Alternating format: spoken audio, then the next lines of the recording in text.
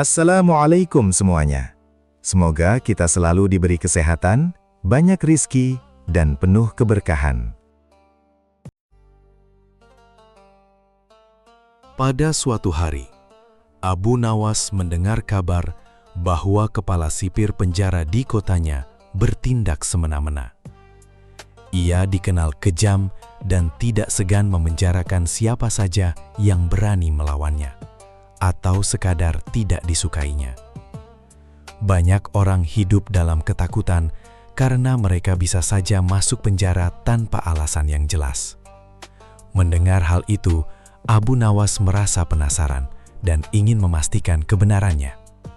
Ia pun menyusun sebuah rencana. Dengan alasan ingin menghibur para tahanan, ia meminta izin kepada kepala sipir untuk masuk ke dalam penjara. Tentu saja Tuan Abu, kami sangat senang jika Anda bersedia menghibur para tahanan, kata kepala sipir dengan senyum yang dibuat-buat. Namun, Abu Nawas tahu bahwa senyuman itu tidak tulus. Setelah masuk ke dalam penjara, Abu Nawas mulai berbincang dengan para tahanan. Satu persatu mereka mengungkapkan keluh kesahnya. Tuan Abu, aku sama sekali tidak bersalah. Aku hanya seorang pedagang kecil, tetapi aku difitnah mencuri, keluh seorang tahanan tua. Aku juga, Tuan Abu. Aku hanya berjalan di dekat rumah kepala sipir. Tiba-tiba aku ditangkap karena dituduh hendak mencuri, ujar tahanan lain dengan wajah sedih. Abu Nawas terus mendengarkan cerita-cerita serupa. Hampir semua tahanan mengaku tidak bersalah dan menangisi nasib mereka. Namun, ada satu orang yang tetap diam. Ia duduk bersandar pada dinding dengan wajah tenang, seolah tidak memiliki keluhan seperti yang lainnya. Karena penasaran, Abu Nawas mendekatinya. "Bagaimana denganmu? Apakah kamu juga dipenjara secara tidak adil?" tanya Abu Nawas. Lelaki itu menggeleng. "Tidak, Tuan Abu. Aku memang bersalah. Aku pernah mencuri dan merampok. Sudah sepantasnya aku berada di sini." Abu Nawas berdiam sejenak, lalu tersenyum tipis. "Kamu ternyata sangat jujur." Lelaki itu mengangkat bahu. "Untuk apa aku berbohong, Tuan? Aku sudah menerima hukuman ini dengan sadar." Mendengar jawaban itu, Abu Nawas mendapatkan sebuah ide. Ia segera menemui kepala sipir. "Wahai kepala sipir, aku ingin meminta satu hal darimu," kata Abu Nawas. "Apa itu, Tuan Abu?" tanya kepala sipir. "Bebaskan orang ini," kata Abu Nawas sambil menunjuk tahanan yang mengaku bersalah. Mata kepala sipir membelalak. "Apa? Tapi dia memang bersalah. Mengapa aku harus melepaskannya?" Abu Nawas tersenyum. "Justru karena dia bersalah, maka kamu harus membebaskannya." Kepala sipir semakin bingung. "Aku tidak mengerti, Tuan Abu." Abu Nawas lalu menjelaskan dengan nada serius. "Lihatlah, hampir semua tahanan di penjara ini mengaku tidak bersalah. Jika itu benar, berarti mereka adalah orang-orang yang kamu penjarakan secara tidak adil. Sementara hanya ada satu orang yang benar-benar bersalah, yaitu dia." Abu Nawas berhenti sejenak, lalu melanjutkan. "Jika orang yang bersalah itu tetap berada di sini, bukankah ia akan memberi pengaruh buruk kepada orang-orang yang tidak bersalah? Jadi, lebih baik lepaskan dia dan biarkan orang-orang yang tidak bersalah tetap di dalam." Kepala sipir terdiam. Wajahnya mendadak pucat. Ia sadar bahwa perkataan Abu Nawas hanyalah sindiran tajam atas ketidakadilan yang telah ia lakukan.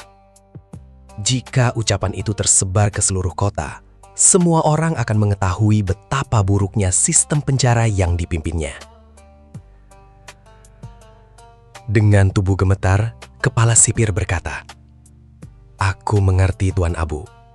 Aku telah melakukan kesalahan." "Jadi, apakah kamu akan membebaskan mereka?" tanya Abu Nawas. Kepala sipir mengangguk. "Iya, Tuan.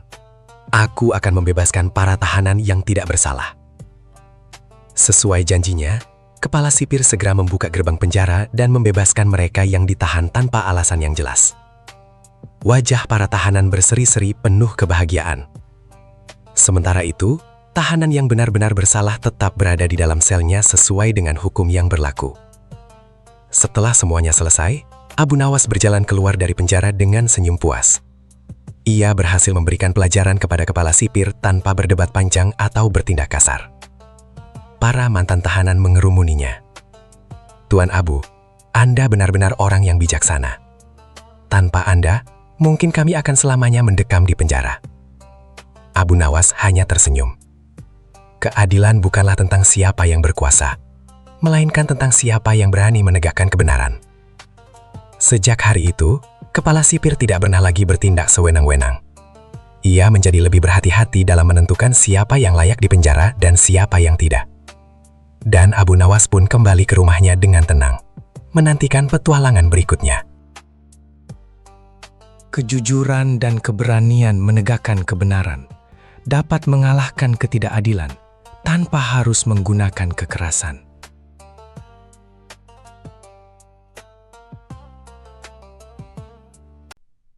Kisah selanjutnya.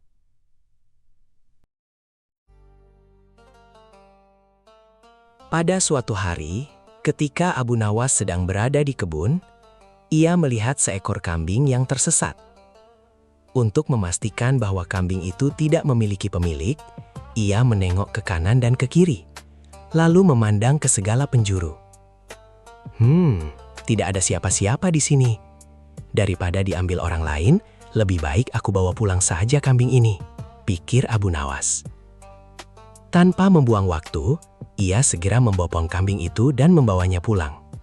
Sesampainya di rumah, kambing tersebut disembelih dan dimasak menjadi hidangan yang lezat. Ketika Abu Nawas hendak menyantap masakannya, tiba-tiba terdengar suara pintu diketuk seseorang. Ia pun bangkit dan membukakan pintu. Ternyata, yang datang adalah Tuan Hamid. "Wah, kebetulan sekali Tuan Hamid. Aku baru saja memasak gulai kambing. Mari makan bersamaku," ajak Abu Nawas. Tentu saja ajakan itu disambut gembira oleh Tuan Hamid. Mereka pun makan bersama hingga kenyang. Setelah selesai makan, Tuan Hamid bertanya, "Setahuku, kamu tidak memelihara kambing, Abu Nawas. Dari mana kamu mendapatkan daging kambing ini?" Abu Nawas menjawab, "Begini Tuan Hamid, tadi pagi, saat berada di kebun, aku menemukan seekor kambing yang tersesat. Karena tidak ada seorang pun di sekitarnya, aku membawanya pulang." "Kamu yakin kambing itu tidak ada pemiliknya?" tanya Tuan Hamid lagi. "Yakin. Sebelum kubawa pulang, aku sudah memeriksa sekelilingnya, dan memang tidak ada seorang pun," jawab Abu Nawas. Mendengar penjelasan itu, Tuan Hamid masih merasa khawatir. "Tapi, Abu Nawas, bagaimana kalau di akhirat nanti Tuhan bertanya tentang perbuatanmu ini?" "Itu mudah," jawab Abu Nawas santai. "Aku tinggal bilang saja bahwa aku tidak makan daging kambing. Tapi kenyataannya kamu memakannya. Bagaimana kalau kambing itu ternyata ada pemiliknya dan di akhirat nanti kambing itu dihidupkan kembali menjadi saksi?" Abu Nawas tersenyum. "Loh, itu malah bagus Tuan. Kalau kambing itu hidup lagi, aku tinggal mengembalikannya kepada pemiliknya. Beres kan?" Mendengar jawaban itu, Tuan Hamid tertawa terbahak-bahak. Beberapa hari kemudian, terdengar kabar bahwa seorang gembala kehilangan seekor kambing. Tuan Hamid segera menemui Abu Nawas. "Tuh kan, apa yang kukatakan? Kambing yang tempo hari kamu masak ternyata memang ada pemiliknya," kata Tuan Hamid. "Ah, itu perkara mudah," jawab Abu Nawas. "Tinggal Tuan saja yang mengganti rugi kambingnya." "Loh, kenapa aku yang harus bertanggung jawab? Kamu yang membawa pulang, menyembelih, dan memasaknya," protes Tuan Hamid. "Benar, tapi kita berdua sama-sama memakannya. Kalau aku sampai masuk neraka karena perbuatan ini, aku akan mengajak Tuan ikut serta. Jadi kita masuk bersama-sama," kata Abu Nawas sambil tersenyum. "Dasar kamu ini Abu Nawas," gerutu Tuan Hamid. Karena tidak ingin menanggung akibatnya, Tuan Hamid akhirnya menemui si gembala dan membayar seekor kambing sebagai ganti rugi.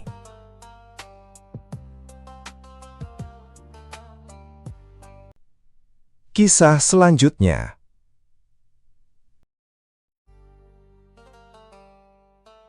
Abu Jahil memiliki kebun buah yang cukup luas. Kebun itu berdampingan dengan kebun milik Abu Nawas.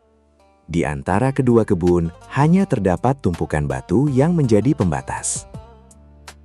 Sudah lama Abu Jahil ingin memperluas kebunnya.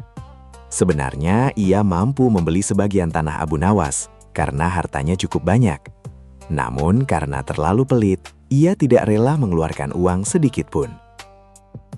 Keinginan itu terus menghantuinya hingga membuatnya sulit tidur. Aku harus mendapatkan tanah itu tanpa mengeluarkan uang, gumam Abu Jahil penuh licik. Pada suatu malam, tiba-tiba muncul ide jahat di kepalanya. Aku harus melakukannya sekarang, mumpung malam sedang gelap, pikirnya. Dengan langkah pelan, Abu Jahil pergi menuju kebun. Setelah menemukan tumpukan batu pembatas, ia mulai memindahkan batu-batu itu sedikit demi sedikit ke arah kebun Abu Nawas. Akibatnya, sebagian tanah Abu Nawas kini terlihat seperti milik Abu Jahil. Sekarang kebunku jadi lebih luas, bisiknya puas. Setelah selesai, ia pulang diam-diam lalu tidur dengan senyum lebar. Hari-hari berlalu. Abu Nawas belum menyadari perubahan itu. Ia tetap menanam dan merawat pohon buah di tanah yang sebenarnya telah dicuri Abu Jahil. Beberapa bulan kemudian, tanaman itu berbuah lebat. Buahnya besar-besar dan segar. Melihat hasil panen yang bagus, Abu Jahil langsung tergiur. Karena tanah ini sekarang milikku, berarti buah-buah ini juga milikku, katanya serakah. Keesokan paginya, Abu Jahil mulai memanen buah-buah tersebut. Tidak lama kemudian, Abu Nawas datang dan sangat terkejut melihat tetangganya memetik buah dari kebunnya. "Hei Abu Jahil, apa yang sedang kamu lakukan?" seru Abu Nawas. "Aku sedang memanen buah di kebunku sendiri," jawab Abu Jahil santai. "Apa katamu? Itu tanah milikku," balas Abu Nawas. Abu Jahil tertawa kecil, lalu menunjuk tumpukan batu pembatas. "Coba lihat sendiri batas kebunnya, jangan mengigau Abu Nawas." Abu Nawas terdiam sejenak. Ia merasa ada yang aneh. Loh, kenapa tumpukan batunya pindah? Pikirnya bingung. Tapi pohon-pohon itu aku yang menanamnya, kata Abu Nawas. Itu salahmu sendiri, menanam di kebunku, jawab Abu Jahil licik. Abu Nawas mulai geram. Jangan-jangan kamu yang memindahkan batu pembatas itu. Jangan memfitnah, bentak Abu Jahil. Kalau tidak terima, kita bawa masalah ini ke Tuan Hakim. Ayo, aku tidak takut, jawab Abu Nawas tegas. Akhirnya mereka pergi menghadap Tuan Hakim. Di depan pengadilan, keduanya saling menyampaikan pendapat. Setelah mendengarkan penjelasan mereka, Tuan Hakim tampak berpikir keras. Sejujurnya aku bingung menentukan siapa yang benar, kata Tuan Hakim. Namun untuk sementara, aku lebih percaya kepada Abu Jahil.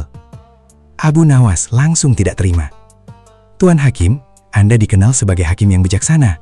Mengapa memutuskan perkara secepat ini? Abu Jahil tersenyum puas. Sudahlah Abu Nawas, terimalah kekalahanmu. Kebunmu masih luas kan? Ejeknya. Diam, kamu mencuri tanahku, balas Abu Nawas kesal. Tuan Hakim lalu mengetukkan tongkatnya. Cukup, keputusanku tidak boleh dibantah. Tanah tempat pohon itu tumbuh dinyatakan milik Abu Jahil.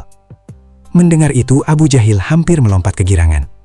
Terima kasih Tuan Hakim, Anda benar-benar hakim paling bijaksana, katanya sambil tersenyum lebar. Sementara Abu Nawas hanya tertunduk pasrah. Namun tiba-tiba Tuan Hakim kembali bertanya. Abu Jahil, berapa luas kebunmu sekarang?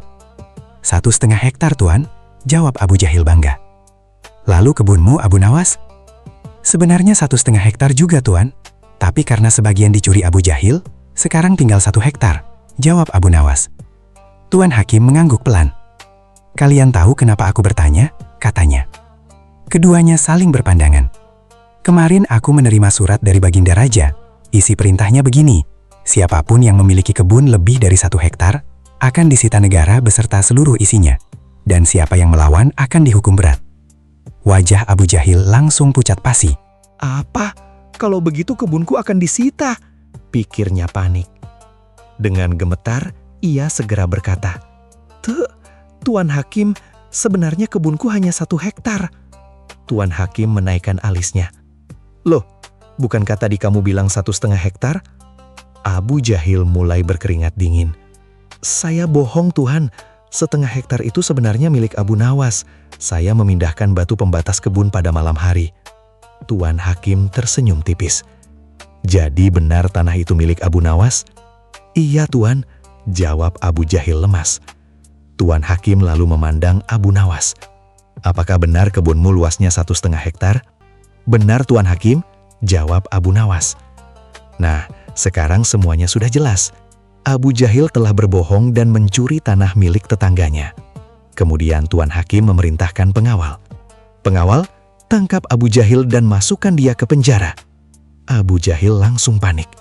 Tapi Tuan Hakim, apakah kebunku jadi disita? Tuan Hakim tertawa kecil. Tidak ada penyitaan kebun. Itu hanya akal untuk membuatmu berkata jujur. Mendengar itu, Abu Jahil langsung lemas tak berdaya. Sementara Abu Nawas tersenyum bahagia karena akhirnya tanahnya kembali.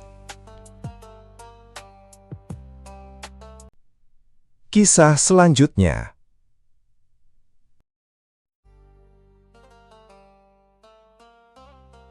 Pada suatu pagi yang cerah di Baghdad, pasar kota tampak ramai seperti biasanya. Para pedagang menawarkan dagangan mereka, anak-anak berlarian di antara kerumunan, dan suara tawar-menawar terdengar dari berbagai penjuru. Di tengah keramaian itu, muncul seorang pria bernama Hamid. Ia mengenakan jubah mewah dan berbicara dengan suara lantang hingga menarik perhatian banyak orang. Wahai penduduk Baghdad, aku datang membawa kabar emas. Siapapun yang ingin cepat kaya, datanglah kepadaku. Orang-orang yang penasaran segera berkumpul mengelilinginya. Hamid lalu mengangkat sebuah gulungan kertas bertuliskan Program Unta Cepat Kaya. Caranya sangat mudah, kata Hamid. Serahkan 1 dinar kepadaku dan aku akan memberikan sertifikat kepemilikan unta. Tapi ini bukan unta biasa. Ini adalah unta masa depan. Unta ini tidak bisa dilihat dengan mata telanjang, namun akan berkembang biak dan membuat kalian kaya dalam waktu 1 bulan. Sebagian warga saling berpandangan bingung.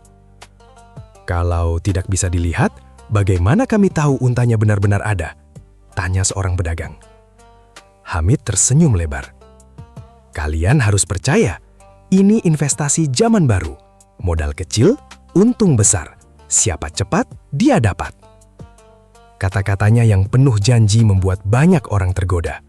Bahkan seorang penjual roti menjual tungku miliknya demi membeli unta investasi tersebut.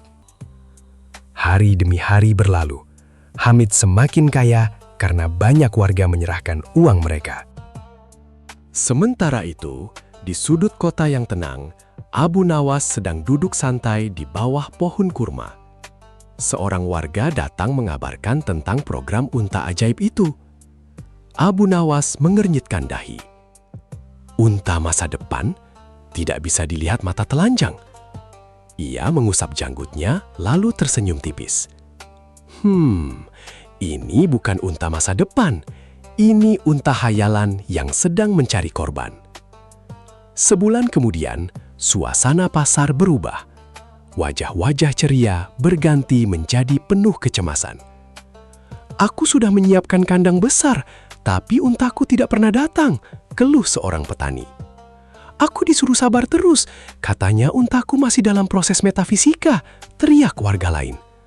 Aku menjual hampir semua tabunganku untuk membeli sertifikat itu, ratap seorang wanita tua. Mendengar keluhan warga, Abu Nawas tahu bahwa sudah waktunya bertindak. Keesokan harinya, ia datang ke pasar membawa gulungan karpet-karpet kecil. Dengan suara lantang, ia berkata, "Wahai penduduk Baghdad, aku menemukan cara untuk memanggil unta-unta gaib milik kalian." Orang-orang langsung berkerumun. Benarkah Abu Nawas? Bagaimana caranya? Abu Nawas mengangkat selembar karpet. Ini adalah karpet pemanggil unta. 1 karpet untuk 1 unta. Harganya murah, hanya setengah dinar. Dengan karpet ini, unta gaib kalian pasti akan datang. Warga mulai berbisik-bisik. Tak lama kemudian, kabar itu sampai ke telinga Hamid. Dengan wajah merah padam, ia berlari ke pasar. "Hei, berhenti! Karpet-karpet itu palsu! Kau sedang menipu rakyat!" bentaknya. Abu Nawas tersenyum tenang. Menarik sekali. Jadi menurutmu karpet pemanggil unta itu palsu? Tentu saja palsu. Tidak mungkin bisa memanggil unta yang tidak ada, jawab Hamid. Abu Nawas menepuk tangannya. Nah, itu dia masalahnya. Kalau untanya memang tidak ada, mengapa kau menjualnya kepada rakyat? Dan kalau untanya ada, mengapa kau marah saat aku menjual alat pemanggilnya? Pasar mendadak sunyi. Semua mata kini tertuju kepada Hamid. Warga mulai menyadari tipu daya yang telah mereka percayai. Seorang pria berteriak, "Dia benar! Kita ditipu!" Yang lain ikut berseru, "Katanya untaku sedang belajar berlari di padang pasir. Katanya untaku sedang bertambah banyak. Ternyata tidak ada sama sekali." Kerumunan semakin marah. Hamid mulai panik.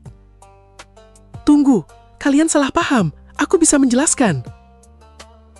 Namun sebelum sempat melarikan diri, ia tersandung keranjang di belakangnya dan terjatuh tepat ke dalam tumpukan kurma busuk. Bruk. Seluruh pasar meledak dalam tawa. Dengan bantuan para penjaga kota, Hamid akhirnya dipaksa mengembalikan seluruh uang yang telah ia ambil dari warga. Setelah itu, ia diusir dari Baghdad dan dilarang mendekati pasar selama 1001 malam. Warga yang telah mendapatkan kembali uang mereka mengucapkan terima kasih kepada Abu Nawas. Abu Nawas hanya tertawa kecil lalu berkata, "Wahai penduduk Baghdad, jika seseorang menjanjikan kekayaan tanpa usaha dan tanpa bukti, berhati-hatilah. Jangan serahkan akal sehatmu hanya karena tergiur keuntungan besar." Semua warga mengangguk setuju.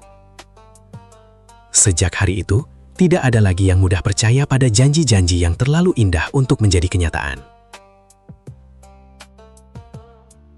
Pesan moral: jangan mudah tergiur janji keuntungan besar yang tidak masuk akal.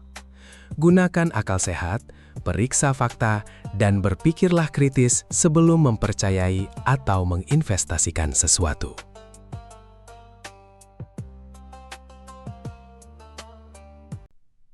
Kisah selanjutnya.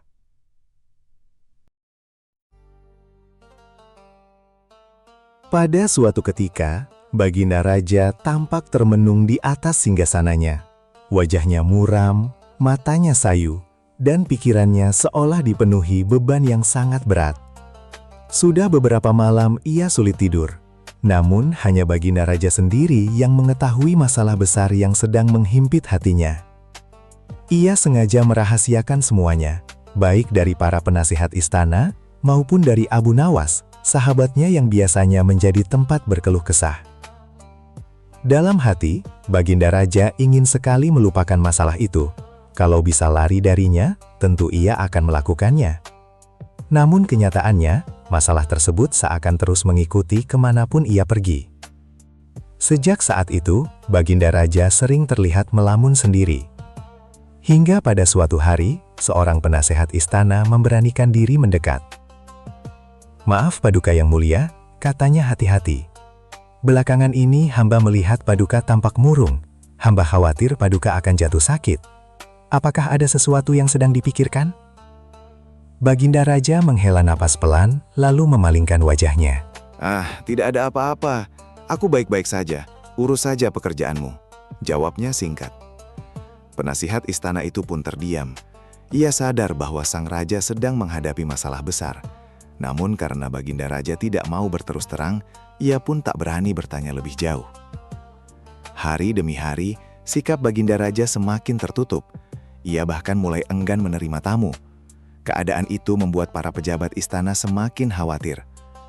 "Apa yang harus kita lakukan?" ujar salah satu menteri. "Semakin hari Baginda Raja terlihat makin terpuruk. Jangan sampai beliau jatuh sakit." "Saya juga sudah mencoba membujuk beliau agar bercerita," timpal penasihat istana yang lain. Tetapi Baginda Raja malah memalingkan wajahnya.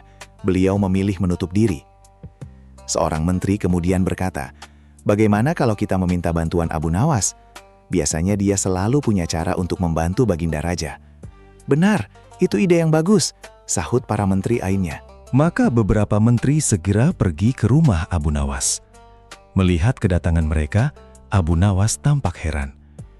Biasanya yang datang ke rumahku adalah prajurit istana. Kenapa sekarang kalian sendiri yang datang? Tanyanya. Kami datang bukan atas perintah Baginda Raja, jawab salah seorang menteri. Kami datang atas inisiatif sendiri. Mereka lalu menceritakan keadaan Baginda Raja yang semakin memburuk. Oh, jadi begitu. Abu Nawas mengangguk pelan.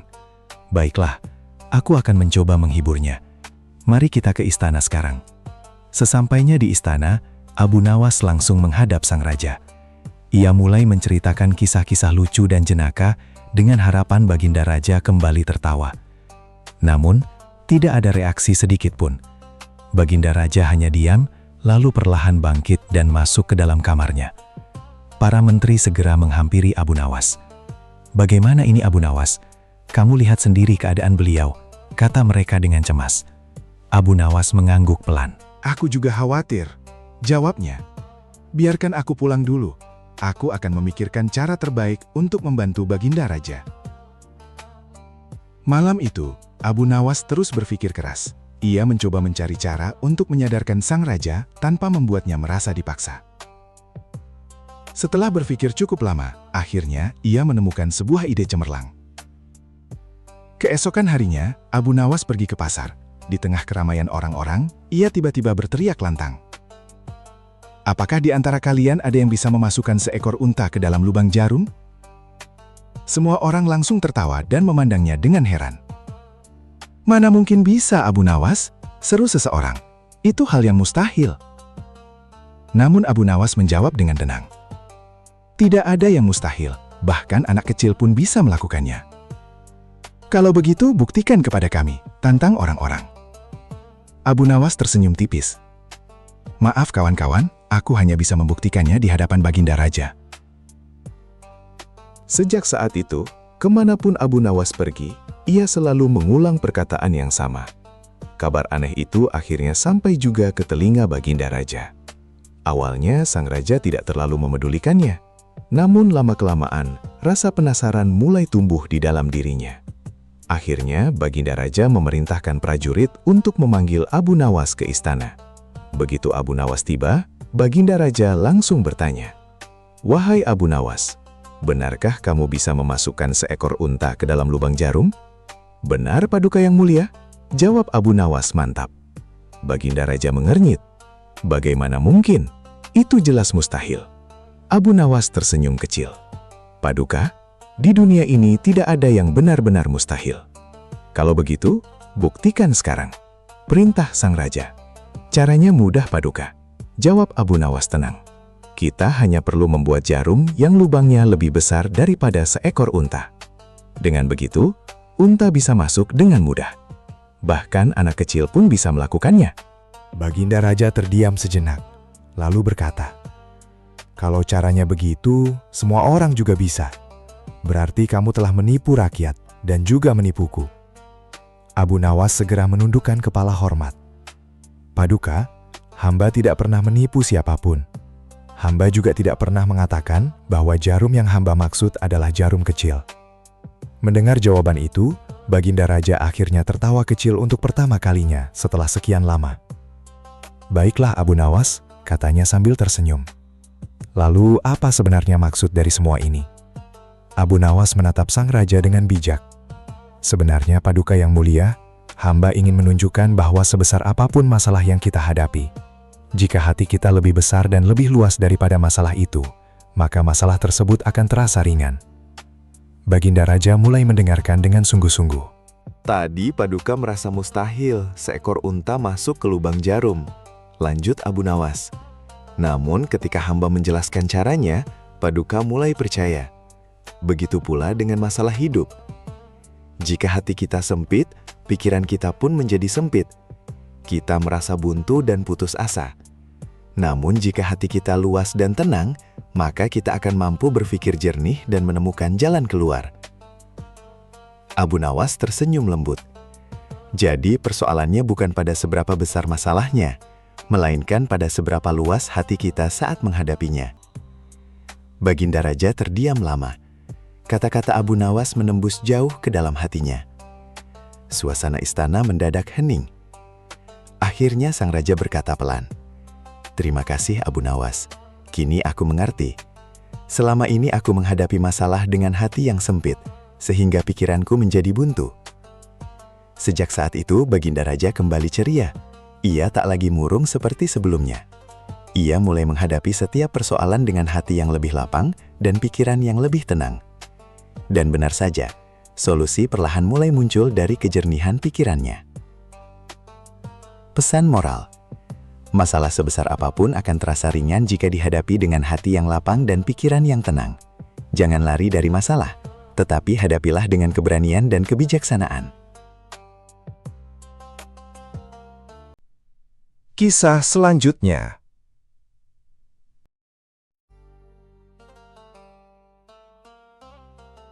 Pada suatu pagi yang cerah, Raja Harun ar-Rasyid dan para pengawalnya pergi untuk berburu. Belum lama mereka berjalan, tiba-tiba salah satu pejabat kerajaan, Abu Jahil, datang dengan terengah-engah di atas kudanya. "Baginda, Baginda, hamba ingin mengusulkan sesuatu," katanya sambil mendekati sang raja. "Apa yang ingin kamu usulkan, wahai Abu Jahil?" tanya sang raja. "Ampun, Baginda. Agar acara berburu ini lebih menarik dan mendapat perhatian masyarakat, bagaimana jika kita adakan sayembara saja?" ujar Abu Jahil dengan wajah serius. Baginda Raja terdiam sejenak, lalu mengangguk. "Baik, usulmu menarik. Kita adakan sayembara." "Baginda yang mulia," lanjut Abu Jahil, "hamba ingin beradu ketangkasan dengan Abu Nawas. Pemenangnya akan mendapatkan 10 uang emas. Sedangkan yang kalah akan mendapat hukuman, yaitu memandikan kuda-kuda istana selama 1 bulan. Raja pun menyetujui.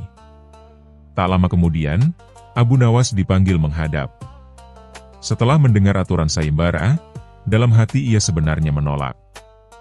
Ia tahu ini hanyalah akal bulus Abu Jahil untuk menyingkirkannya dari istana. Namun karena perintah raja tidak bisa ditolak, Abu Nawas pun menyetujuinya. Ia berpikir sejenak. Ia sadar Abu Jahil yang kini menjadi pejabat istana pasti akan mengerahkan anak buahnya untuk membantunya mendapatkan banyak buruan di hutan. Namun tiba-tiba, Abu Nawas justru tersenyum riang. Abu Jahil yang melihat itu menjadi heran. "Tidak mungkin Abu Nawas bisa mengalahkanku kali ini," gumamnya dalam hati.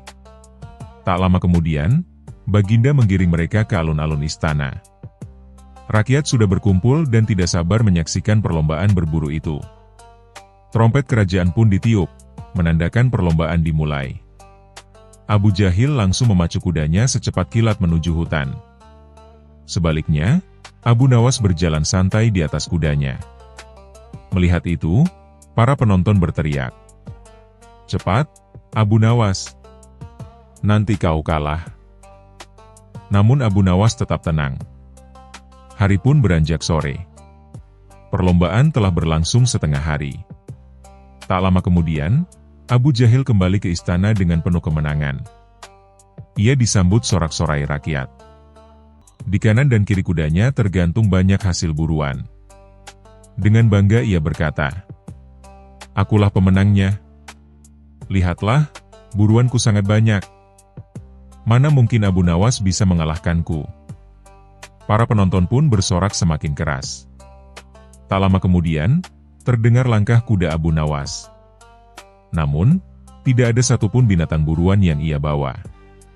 Penonton pun menertawakannya. "Abu Nawas kalah," teriak mereka. Namun Abu Nawas tetap tersenyum. Raja lalu memerintahkan para pengawal untuk menghitung hasil buruan. Salah satu pengawal berkata, "Abu Jahil mendapatkan 35 ekor kelinci, 5 ekor rusa, dan 2 ekor babi hutan." "Sudah pasti akulah pemenangnya," teriak Abu Jahil sombong. Abu Nawas bahkan tidak membawa satupun. "Tunggu dulu," kata Abu Nawas dengan tenang. "Aku membawa ribuan binatang. Jelas akulah pemenangnya. Dan engkau, wahai Abu Jahil, bersiaplah memandikan kuda-kuda istana selama 1 bulan. Dalam peraturan lomba, semua binatang boleh ditangkap. Yang penting jumlahnya, lanjutnya. Kemudian Abu Nawas membuka sebuah bambu kuning yang ia bawa. Ternyata di dalamnya terdapat ribuan semut merah. Para pengawal pun kebingungan. Jumlahnya sangat banyak, Baginda. Kami tidak sanggup menghitungnya, kata mereka. Melihat hal itu, Abu Jahil terdiam. Wajahnya pucat. Tiba-tiba ia jatuh pingsan. Baginda Raja pun tertawa terpingkal-pingkal. Abu Nawas adalah pemenangnya. Hadiah pun diberikan kepada Abu Nawas. Pesan moral. Kecerdikan dan pemikiran kreatif dapat mengalahkan kelicikan dan kesombongan. Jangan pernah meremehkan orang lain, karena kemenangan tidak selalu ditentukan oleh kekuatan, tetapi oleh kecerdasan dalam melihat peluang. Kisah selanjutnya. Kisah Abu Nawas dan Pintu Akhirat. Di suatu sore yang tenang, Sang Raja Agung, Harun al-Rashid, diam-diam meninggalkan istana. Ia mengenakan pakaian rakyat biasa, tanpa pengawal, tanpa kemewahan, hanya ingin melihat bagaimana kehidupan rakyatnya yang sesungguhnya. Ia berjalan menyusuri perkampungan.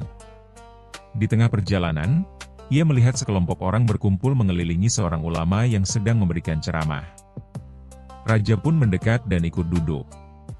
Sang ulama berbicara tentang alam akhirat, tentang kehidupan setelah mati, tentang surga yang penuh kenikmatan yang tak pernah dilihat mata manusia. Di surga, kata sang ulama, ada mahkota yang begitu indah, terbuat dari cahaya. Nilainya lebih berharga daripada seluruh isi dunia. Kata-kata itu menghujam dalam hati sang raja. Sepanjang perjalanan pulang ke istana, pikirannya dipenuhi bayangan mahkota itu. Rasa ingin memilikinya begitu kuat. Sesampainya di istana, ia segera meminta pengawal untuk memanggil seseorang yang paling ia percaya, dan paling sering membuatnya terkejut. Dialah Abu Nawas. Tak lama kemudian, Abu Nawas datang menghadap. "Wahai Abu Nawas," kata raja dengan penuh wibawa, "aku punya perintah untukmu." Abu Nawas menunduk hormat. "Perintahkanlah, Paduka." Raja berkata, "Aku ingin engkau pergi ke surga, dan membawakan aku mahkota terindah yang terbuat dari cahaya itu. Apakah engkau sanggup?" Semua orang yang mendengar perintah itu pasti akan gemetar. Itu jelas tugas mustahil. Namun tidak dengan Abu Nawas. Ia tersenyum tenang. "Hamba sanggup, Paduka." Raja terkejut. "Benarkah? Tapi tentu tidak gratis. Apa syaratmu?" Abu Nawas menjawab dengan santai. "Hamba hanya membutuhkan satu hal dari Paduka, yaitu sebuah pintu." "Pintu?" Raja mengernyit. "Pintu apa?" Abu Nawas menatap raja dalam-dalam, lalu berkata perlahan, "Pintu menuju alam akhirat." Raja semakin bingung. "Apa maksudmu dengan pintu akhirat?" Abu Nawas pun mulai menjelaskan dengan penuh ketenangan. "Paduka, setiap alam memiliki pintunya masing-masing. Pintu dunia adalah ketika manusia dilahirkan dari rahim ibunya. Pintu menuju alam barzah adalah kematian. Dan pintu menuju alam akhirat adalah kiamat." Suasana menjadi hening. Abu Nawas melanjutkan, "Surga berada di alam akhirat. Jika Paduka ingin hamba mengambil mahkota dari sana, maka dunia ini harus melewati pintunya terlebih dahulu." Ia berhenti sejenak, lalu berkata dengan tegas, "Artinya, dunia ini harus kiamat dahulu." Raja terdiam. Wajahnya yang tadi penuh ambisi, kini berubah menjadi kosong. Ia mulai menyadari, keinginannya mustahil. Permintaannya tidak masuk akal. Dan lebih dari itu, ia sedang memikirkan sesuatu yang tidak seharusnya dikejar oleh manusia yang masih hidup. Abu Nawas kemudian bertanya dengan sopan, "Masihkah Paduka menginginkan mahkota dari surga?" Raja tidak menjawab. Ia hanya menunduk, tenggelam dalam pikirannya sendiri. Abu Nawas pun tersenyum kecil, lalu membungkuk hormat. Jika demikian, hamba mohon diri. Ia pergi meninggalkan istana, sementara sang raja masih duduk diam, merenungi kata-kata yang sederhana namun menghantam kesadarannya. Pesan moral. Tidak semua keinginan manusia harus dipenuhi, terutama yang melampaui batas kodrat. Dunia dan akhirat memiliki aturan yang berbeda, tidak bisa dicampur sesuka hati. Kecerdasan sejati bukan hanya menjawab, tapi menyadarkan. Keinginan terhadap hal akhirat seharusnya ditempuh dengan amal, bukan ambisi instan. Abu Nawas mengajarkan bahwa kebijaksanaan bisa disampaikan dengan cara sederhana, bahkan melalui humor dan logika.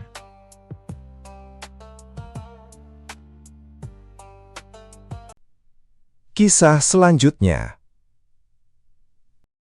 Kisah Abu Nawas dan surat hutang masa depan. Di suatu pagi yang cerah di kota Baghdad, pasar sudah ramai oleh pedagang dan pembeli. Suara tawar-menawar terdengar di mana-mana. Di tengah keramaian itu, tampak seorang pria berjanggut tipis dengan sorban agak miring berjalan santai sambil tersenyum sendiri. Siapa lagi kalau bukan Abu Nawas?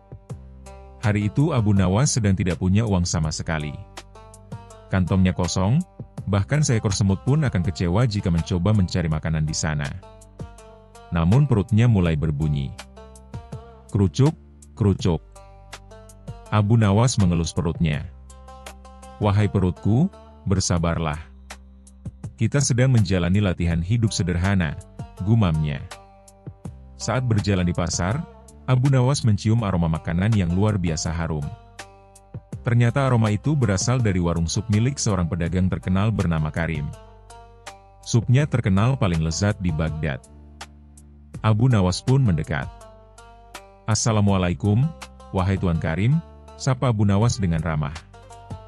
Waalaikumsalam, Abu Nawas. Mau makan sup? Tanya Karim. Abu Nawas mengangguk cepat. Boleh, tapi aku akan membayarnya besok. Karim langsung menggeleng. Tidak. Kemarin juga ada yang bilang begitu. Sampai sekarang belum kembali.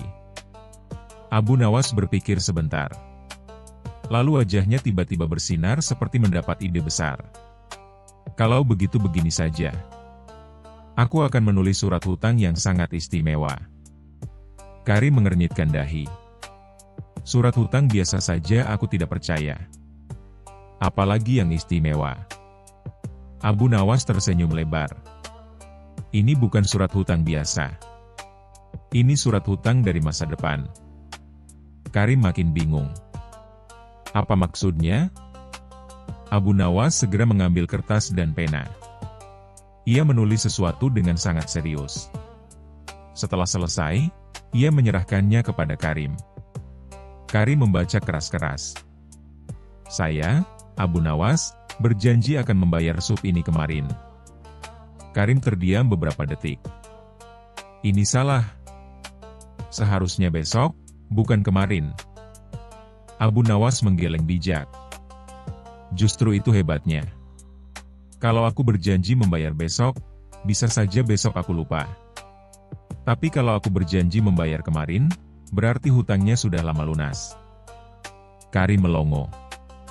Orang-orang di sekitar mulai tertawa. Bagaimana mungkin membayar kemarin? Protes Karim. Abu Nawas menjawab santai. Kalau hutangnya ditulis untuk besok, berarti masih menunggu. Tapi kalau ditulis kemarin, berarti urusannya sudah selesai sejak dulu. Seorang pembeli di samping mereka tertawa terbahak-bahak. Logikanya aneh, tapi ada benarnya juga. Karim menggaruk kepalanya. Ia merasa dipusingkan oleh logika Abu Nawas. Sudahlah. Aku tidak mau pusing. Ini supmu. Tapi cepat makan lalu pergi. Abu Nawas langsung duduk dan makan dengan lahap. Masya Allah, sup ini benar-benar luar biasa. Karim hanya menggeleng sambil tertawa. Namun cerita belum selesai. Keesokan harinya, Karim melihat Abu Nawas berjalan santai di pasar. Karim segera menghampiri. "Abu Nawas, mana uang untuk sup kemarin?" Abu Nawas terlihat kaget. "Sup apa?" "Sup yang kau makan kemarin." Abu Nawas lalu mengambil kertas surat hutang itu. "Lihat baik-baik, wahai Karim." Karim membaca lagi. "Saya berjanji akan membayar sup ini kemarin." Abu Nawas berkata tenang. "Karena janjinya kemarin, berarti sekarang hutangnya sudah lewat. Kita tidak bisa kembali ke masa lalu, bukan?" Orang-orang di pasar kembali tertawa keras. Karim akhirnya tidak bisa menahan tawa juga. Abu Nawas, hanya kau yang bisa membuat hutang terasa seperti lelucon." Abu Nawas berdiri sambil tersenyum. "Tenang saja. Suatu hari nanti aku benar-benar akan membayarnya." Karim menyipitkan mata. "Benarkah?" Abu Nawas mengangguk. "Tentu saja, kemarin." Semua orang di pasar tertawa sampai ada yang hampir menjatuhkan keranjang dagangannya. Sejak hari itu, cerita tentang surat hutang dari masa depan milik Abu Nawas menjadi bahan cerita lucu di seluruh Baghdad. Namun diam-diam, beberapa hari kemudian Abu Nawas benar-benar kembali dan membayar sup tersebut. Ketika Karim bertanya mengapa ia akhirnya membayar juga, Abu Nawas menjawab sambil tersenyum. "Karena membuat orang tertawa itu baik, tapi menjaga kepercayaan itu jauh lebih baik." Pesan moral: kecerdikan dan humor memang bisa membantu kita keluar dari masalah. Namun kecerdikan yang sejati adalah yang tetap menjaga kejujuran dan kepercayaan orang lain. Karena tanpa kepercayaan, kecerdasan hanya akan menjadi tipu daya semata. Terima kasih sudah menonton. Jangan lupa like, subscribe, komen, dan share. Semoga keberkahan selalu dianugerahkan kepada kita semua. Wassalamualaikum.